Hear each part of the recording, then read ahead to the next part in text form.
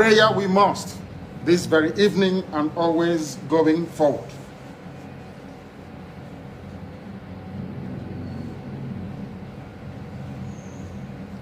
And I will pray in the language of heaven, because Chukwukika Abiyama is in control of all that we have been doing and will continue to do until Biafra is restored and all the suffering indigenous populations in the damnable zoological republic are set free.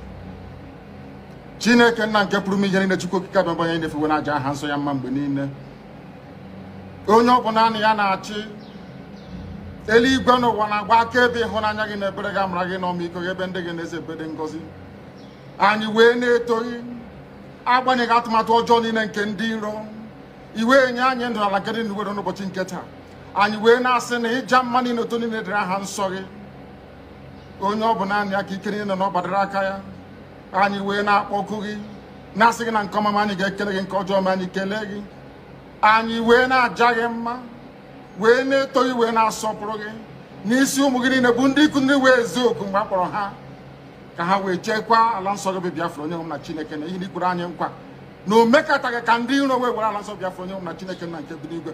Agbanyeghị atụmatụ ọjọọ niile nke ndị iro ma ndị na-agba mgbọgba ebe niile dị iche iche onye nwụ na Chineke nna ihere bụ nke ndị dị etu a n'ụbọchị nke taa. Anyị wee na-eto gị, wee na-asị onye nwe anyị na Chineke nna nke pụrụ m ihe niile, onye ọ bụ naanị ya na-azọpụta, onye ọ bụ naanị ya bụ okwu ya niile bụ ihe na amen. Anyị wee na-asị ezi ebube dị ngọzi na ọtụtụ na ịja mma na nsọpụrụ site n'ebighị ebi ma ruo n'ebighị ebi. Ise ise ise. Welcome, my amazing viewers. Thank you so much for joining me on my program once again. I appreciate you wherever you are connecting from. If you have not subscribed to my channel, please kindly subscribe to my channel.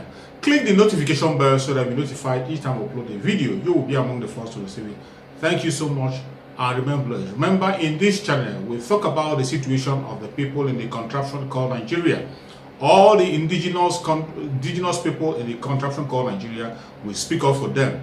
A lot is going on. You see that a lot of people are being killed. People are losing their lives on a daily basis in that contraption called Nigeria, and we cannot have it. We are here to say it the way it is, to set the record straight, not allowing the media to change narrative or to speak lies against the indigenous people. That is why we are here.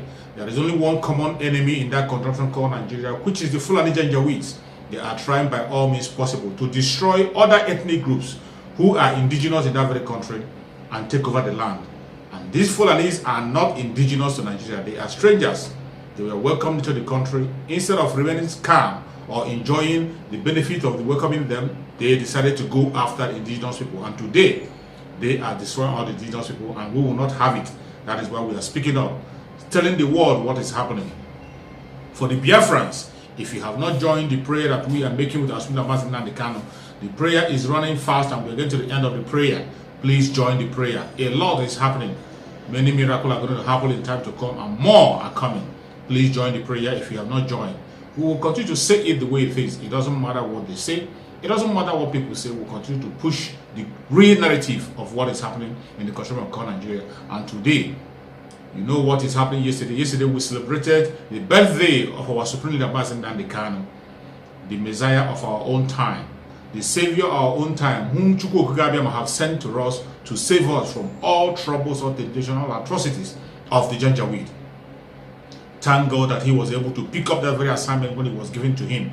And since then, when he established the IPOB 2014 up to date, he has been very, very consistent, doing what he's supposed to do. He has never relented in his word. He has never gone back from his word. Everything he said, he stands by it. He has been fighting tooth and nail. This is a man who was doing very well on his own, carrying out his own assignment and doing all manner of things on his own to survive. He was living a good life, and he is a prince. But he left all this to come and fight for you and I, to fight for the indigenous people in the country of Nigeria. He started by fighting for that so-called Nigeria, the Nigeria that everybody is talking about today. That Nigeria that people want to kill him for. Mazi Nnamdi Kanu fought for that same Nigeria. He spoke up for that same Nigeria, protested, and called on the government then to wake up before it is too late. They didn't do anything. They allowed the terrorists to take over the north, And when Mazi Nnamdi Kanu saw that these terrorists are coming to the south, he couldn't have it. He decided to establish the IPOB, where he used to forward the agenda of restoration of Biafra and the defense of his own people. IPOB have been waxing strong since then. They have not deviated from the assignment. The only assignment Mazi Nnamdi Kanu has was to restore Biafra through a peaceful means, which is referendum. He has always been asking for referendum. He has never been violent. He has always been talking and protesting online and offline. While people were protesting all along, what the government of Nigeria did was to kill the IPOB members on daily basis. They were killing IPOB right, left, and center, and nobody was asking. Amnesty International has the record. You can go online and check places where IPOBs were killed, members were killed for no just cause. They did not kidnap anybody. They were not fighting against anybody. They didn't have arms with them. All they had was Biafra paraphernalia. They only had Biafran flag, and that is all. And they were mowed down, killed. Even in the recent days, they are still being killed. When it was getting so hot and Mazi Nnamdi Kanu saw that he couldn't have it again, and the Janjaweed were pushing hard to come against the southeastern part region, Mazi Nnamdi Kanu called on the governors of the southeastern region to form a security outfit that is going to secure the southeastern region. He called on the southeastern governors first. Those who are now talking and say that he's not consulting, he doesn't tell people what he's doing. Mazi Nnamdi Kanu called on the southeastern governors and people who matters and told them, form a security outfit that will secure the southeast region, so that the Fulanis cannot be able to take over the south region. They did not do anything. They left the south region, and Fulanis entered the southeast region, and they were killing people right, left, and center. They kill our mothers, kill our sisters, they rape in random at any time. When Mazi Nnamdi Kanu saw that he couldn't have it anymore, he decided to establish the ESN. And the duty of the ESN was to go after the terrorists who are in our bushes, trying to stop the farmers from farming. Terrorists who are in the bushes, killing our families, killing our brothers and sisters, raping our mothers, raping our sisters. Those were the people that the ESN was meant to fight for. And Mazi Nnamdi Kanu launched the ESN, and he made it clear that the duty of the ESN is in the bushes, fighting against the terrorists. It wasn't to come and fight the innocent people. It wasn't to fight the army or the police. It wasn't to fight against any legitimate force. No. What they were doing is to chase away the Fulani herdsmen who were trying, the killer Fulanis who are in the bushes trying to take away our land by all means possible. Not only taking our land and killing people on a daily basis. The record is there. We are not just saying it. Everything I tell you is exactly what happened and how it happened. And when Mazi Nnamdi Kanu established the ESN, instead of the southeastern governors supporting this very agenda initiative, they came after it. They came after it with all manner of force. They brought out their force from all directions to fight against the ESN, people who were supposed to protect you and I. They begin to go after the ESN. They fought against the ESN and make sure that the ESN did not drive away the terrorists. Instead of fighting the ESN, fighting the terrorists, the governors of the southeast came together and invited the military from the federal government to fight against ESN. And you and I know that these militaries have been infiltrated. It's not just the Nigerian military. The Nigerian military will not do the things that the military of these days are doing. The military that they are sending to Southeastern Nigeria are members of Boko Haram, who they told us that they have repented, and they recruited them into the army. They recruited members of terrorists, Boko Haram terrorists, into the army, into the police, and they pushed them down to the Southeastern region. They went to the Southeastern region, and since then, they have been causing mayhem, killing people indiscriminately. Remember the issue of Abba Kyari. That same Abba Kyari people celebrated who have been indicted in the US for crime and fraud was the one that was called on Imo State. He went and began to bomb people's houses, kill people, and adopt people indiscriminately. Many people get lost, killed a lot of people up to date. Some people are still missing, we cannot find them. This is what the Southeastern governors led us into. When they tried, remember when they brought the Python dance, that was when Mazi Nnamdi Kanu told them, go ahead and continue to preach your message of restructuring. Get me restructuring while I am going on my referendum for Biafra. If your restructuring is being gotten, we'll look into it. If it is something I'm going to handle, he will take it. But instead of going for restructuring, these same governors were the people who called on the Python dance to go and kill Mazi Nnamdi Kanu in his home. In the process, 28 men were mowed down in his home. It was a tragedy that we can never forget. We celebrate it every year. We remember it every year. We can never forget it. It is that same python that took the life of the parents of Asuna Nnamdi Kanu. That was what took their life. The trauma they suffered from that very python dance was what took their life, and today they are no more. And Nnamdi Kanu continue the fight for you and I, standing up for you and I, through the ESN that he has established for us to be secure. They begin to go against the ESN. These same Southeastern governors came together to form what they call the Ebubago. Ebubago that they told us they're going to form, that it's for the Southeastern region. At the end of the day, the Ebubago could not fly. It was only for Ebonyi State. And Ebonyi State was only using it to fight against his political opponent and go against the ESN that are fighting the terrorists. That is where we are today. And you can see they have succeeded in distracting everything that the ESN is doing. And today, Ebonyi State is still facing death in the hand of the terrorists. They went to Kenya to kidnap our Nnamdi Kanu, where he went for an assignment. They kidnapped our Nnamdi Kanu and sent him to Nigeria through extraordinary rendition. These were all the plans of the governors. The governors came together to plan this against a man who is standing up for ordinary people in the contraption called Nigeria. Speaking up for every indigenous tribe, not just Biafran. He was speaking up for Oduduwa, speaking up for Middle Beltland, speaking up even for the Hausas. He spoke up for everybody. Even when he was in captivity, he spoke up for everybody. They went to kill him. They tried to kill him by all means. And today, they kidnapped him in Kenya, sent him to Nigeria, and he is today in the hand of the DSS. And we are saying that they must release him unconditionally. That is why the Biafrans are sitting at home every Monday to support the release of Nnamdi Kanu.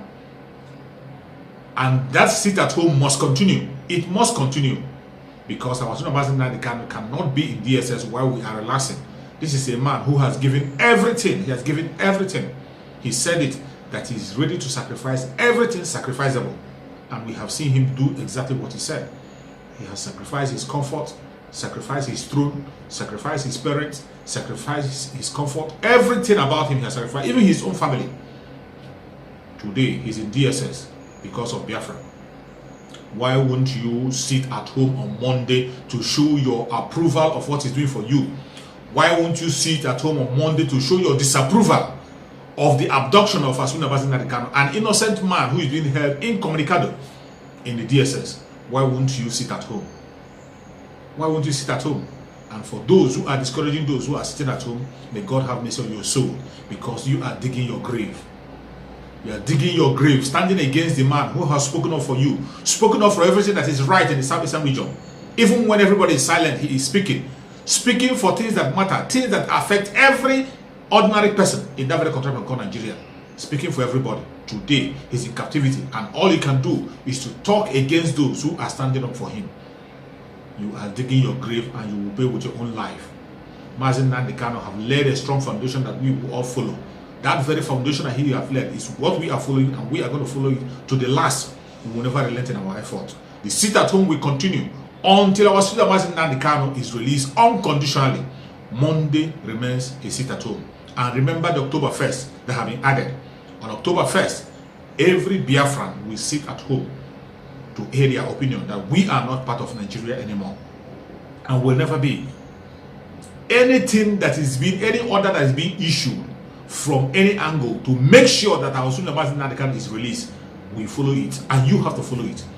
If you are sincerely a sincere person, it doesn't matter where you belong, it doesn't matter the group you belong, any movement that is going to guarantee the freedom of Nnamdi Kanu, I am part of it, and I want you to be part of it. Support it with everything you have. That is why we have seen the effect of the sit at home. Because of the effect of the sit at home, today the discussion of our Nnamdi Kanu is on the front burner in the life of the governors. They try to play it down, but they cannot. That is why we have to step up the sit at home. Step it up. Instead of reducing it, add more force to it. Add more force to it. You are hearing rumors that they might not bring him to court. Of course they might not bring him to court because he has no case to answer. What are they bringing him court to? What are they bringing him court for? Somebody you kidnapped in Kenya, brought him back to Nigeria, and now you're holding him incommunicado. You brought him to Nigeria through extraordinary rendition. What are you going to judge him for in the court? So if somebody tells you that they will not bring him to court, don't be surprised. They will not bring him. That is why we are asking for his unconditional release from the dungeon. they must release him. And if you want him to be released, you have to play your own role, play your own part. Anything that you can do to air your own opinion, whatever you can do on your own side, no matter how little, no matter how big, begin to do it now, so that as soon as that can must be released. We cannot be silent. We can't keep quiet. We cannot allow them to change the narrative or to play it down. If you do not speak up, they are going to put it under the carpet and they will play it down and they will continue on their election. And we say no to that. We say no to that. The only important thing to us today is the release of Asuna Mazi. The only important thing to every Biafran is the unconditional release of Asuna Mazi, because the freedom of Asuna Mazi is the freedom of Biafra. And the captivity of Mazi is the captivity of every Biafran, no matter whom you are, no matter where you are. The earlier you begin to realize that, the better. So many people have been silent and have not been speaking. But recently, a lot of them are coming on board. Even though late, even though they are still trying to be politically correct, instead of to saying it the way it is. I saw a video that was made by the wife of our eternal leader, Bianca Ono. The wife of our eternal leader, Odume Ojukwu. The video I saw the wife made. This is a woman who is supposed to stand and represent everything that is Biafra. But she has been silent for a reason best known to her. But I saw a video that she made recently, speaking up. She has to speak more. She has to speak more. Speak more about the situation of Biafra, because that is what she represents. You cannot be the wife of our eternal leader and you'll be dancing on the same tune with the Janjaweed. It is not possible. It is high time you wake up. Let us listen to the message she has on that very broadcast. As a mother man, what is your simple message to somebody who always as a mother, my take-home message might perhaps be a little less militant than as a crusader. These agitations are entirely justified. You cannot box the people, you cannot deprive generations of young people of the future, of inclusion in a country that they're supposed to call their own, but they are totally out in the cold by way of federal appointments, by way of employment in terms of industries, factories, even in the education quota. Igbo land has almost become a synonym for a wasted generation of youth who are not given an opportunity by the Nigerian state to excel. Yet, when they leave the shores of this country, you hear about their great exploits. You keep hearing, first mayor here, an Igbo man, first engineer, they excel because their potential is subdued and suppressed to ensure that this region remains a wasteland. It is only given that their anger will get to a crescendo and they have to vent their anger. So the justification for the agitation is there. For as long as there is injustice, for as long as there is oppression, for as long as there is inequality, for as long as there is inequity in the distribution of the nation's resources, in opportunities for young people, for as long as young people in Igbo land are facing a future without hope, Biafra lives. Biafra will never die, because that is the only hope of the opportunity of a decent future for these young people. So when they agitate, they are not agitating purely because they are at home and they are feeling bored. They are not agitating because they want to be out on the streets and they want to be shot dead. They are not agitating because they are asking for money. They are just asking for equal opportunities and the opportunity to be treated as equal citizens in a country that they are supposed to call their own. Okay, coming back home, do you think Igbo leaders have done well for their people? No, they have not. They have not done well for their people because their politics has been essentially politics of their own interests. Whenever they have an opportunity to negotiate for their people, they go there, negotiate a soft landing for themselves. They are in a rat race to be included in the center. And in doing so, they jeopardize, they are willing to subjugate the welfare, the interests of their own people. And for that reason, I say that they are exiles because they keep coming back to Igbo land as if they are expatriates. If they live here, if they see the difficulty that regular people face on a day-to-day basis, if they can even perceive the sense of helplessness or hopelessness in the general environment in Igbo land, they will understand. But because they are excluded from that, because they are cocooned and cushioned from all that, because they live elsewhere and only come into Igbo land, they will really never fully understand what people in this country are. When you said the federal government should review this kind of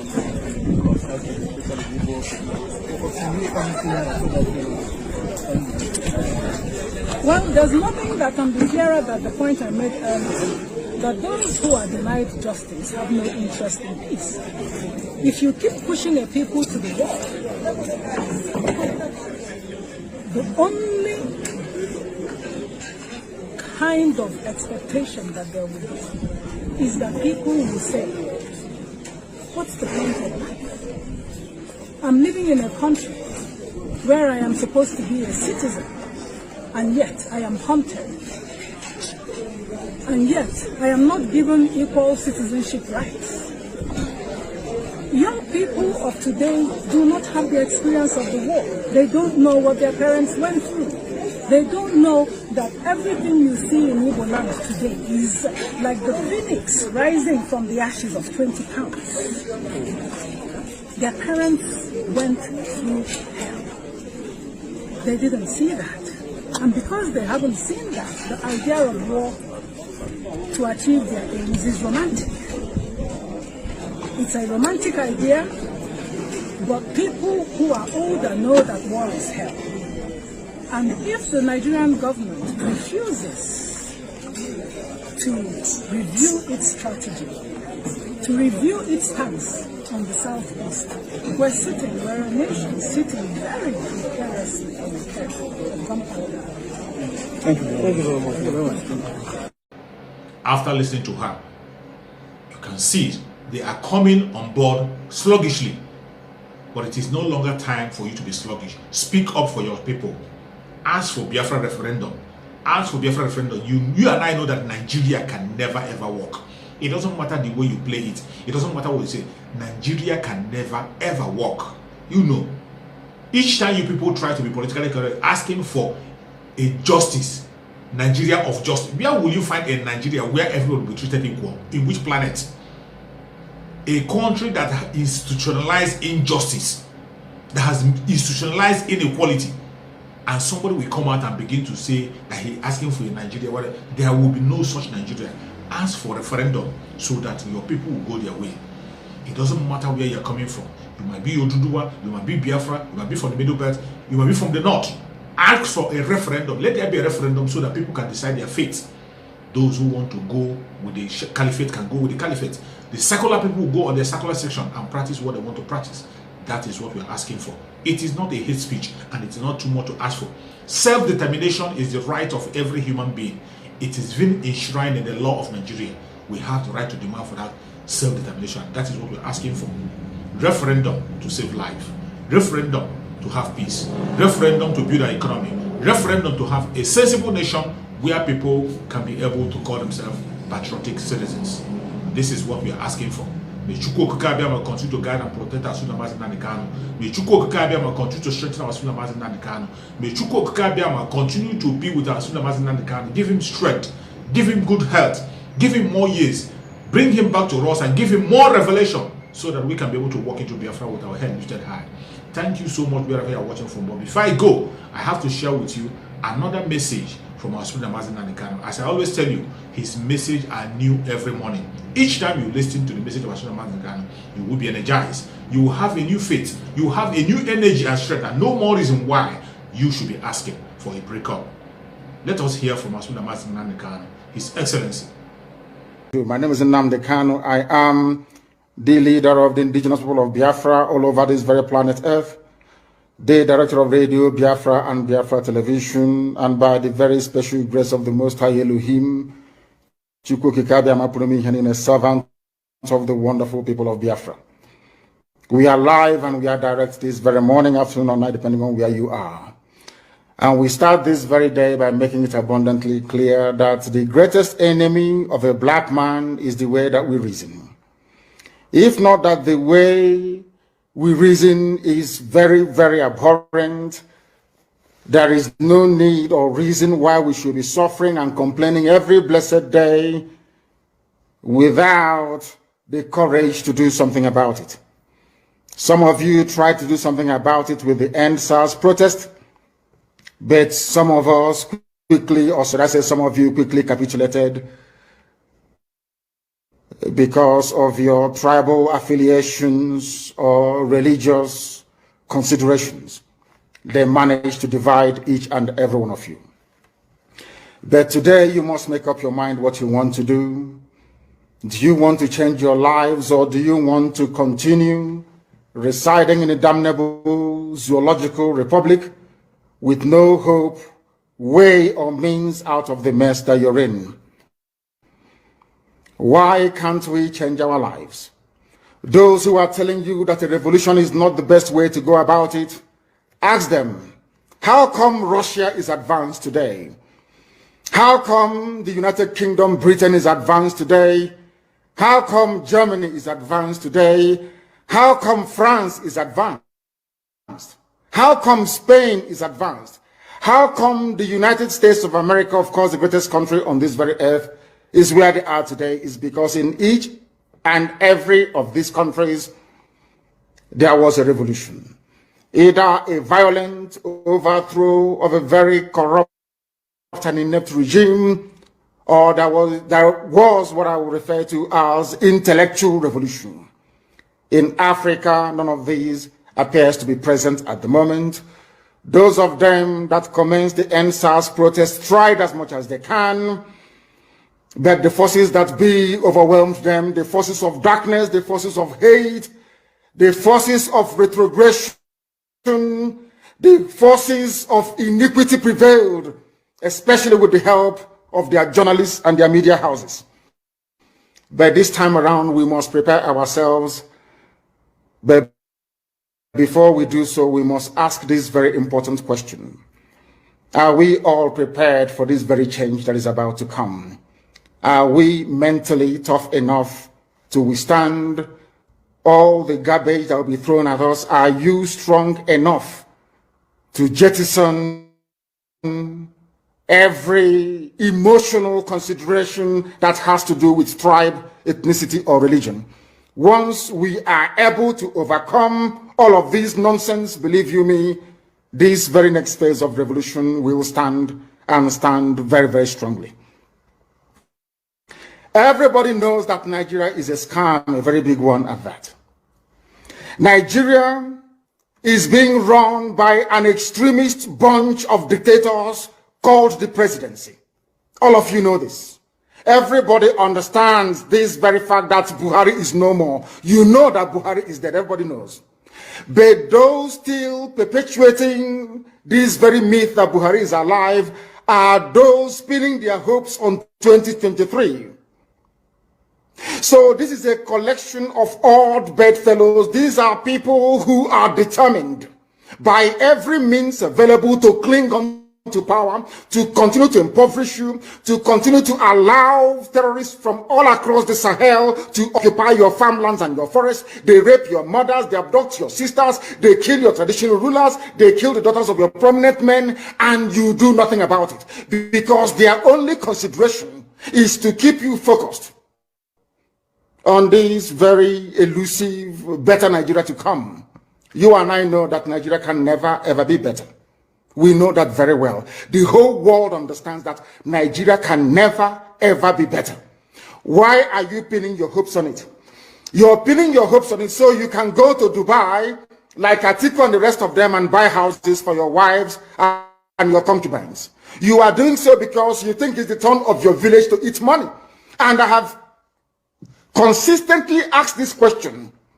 Biden, that has just been confirmed as the US president, Is he from your village? Boris Johnson from the United Kingdom, is he from your village? Is Angela Merkel from your ethnic group? I'm asking you in the zoo. But you prefer to live in all these countries, which means that ethnicity is irrelevant. What matters is the policies being pursued by any specific or particular government or regime, not where they come from. When people tell you nonsense about it is our turn, why don't we wait till 2023? They are only deceiving you. And if you allow yourselves to be deceived, things can only get worse. Fulani terrorists will take over your land. Time and time again, I have warned you on this very matter, but some of you never ever listened. After hearing from the message of Asorock, I must tell you, I have nothing to add to it. All I got to pray is that Chukwu Okike Abiama will continue to strengthen, guide, protect, and give him good health wherever he is. And very soon, as Chukwu Okike Abiama has promised, Mazi Nnamdi Kanu will be with us. He is going to be with us, and we are walking into Biafra with him. Thank you so much for watching wherever you are watching from, and remember blessed. Bye-bye. See you again on the next video.